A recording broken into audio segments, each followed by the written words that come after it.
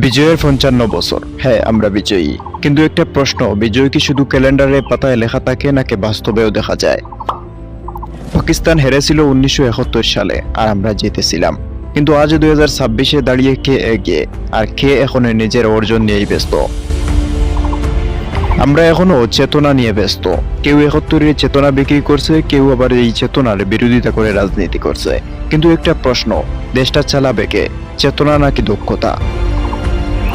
আজ দেশের প্রতিটি স্তরে, জেলা, উপজেলা, ইউনিয়ন কিংবা ওয়ার্ড, নেতা আর নেতা, পদ আর পদ, কিন্তু কাজ কোথায়?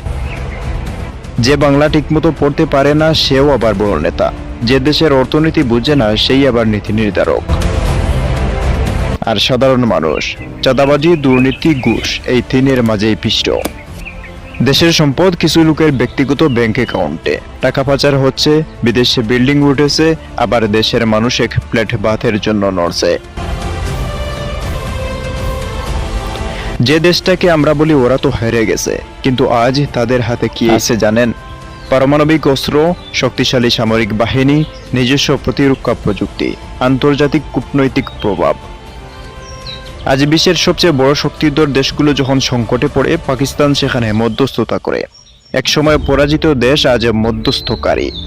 আর আমরা এখনো কে বেশি দেশপ্রেমিক এই বিতর্কে আটকে আছি। পাকিস্তানের সামরিক শক্তি শুধু সংখ্যা নয়, কৌশলও।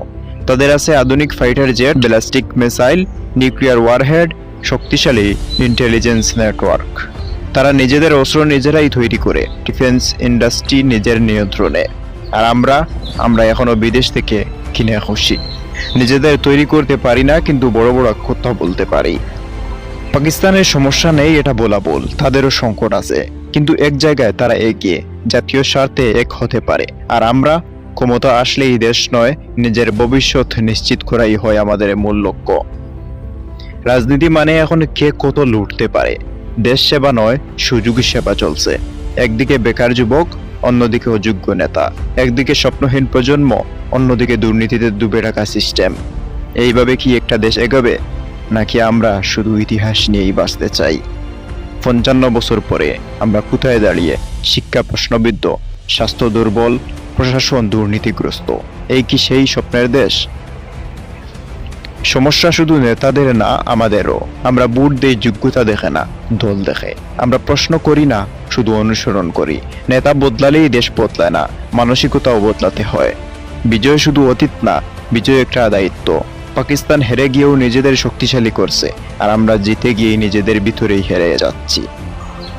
প্রশ্ন একটাই, আর কত বছর আমরা শুধু বিজয় দিবস পালন করব, আর কবে সত্যিকারের বিজয় অর্জন করব? এই ছিল আজকের বাস্তবতা, কঠিন, তিক্ত, কিন্তু সত্য।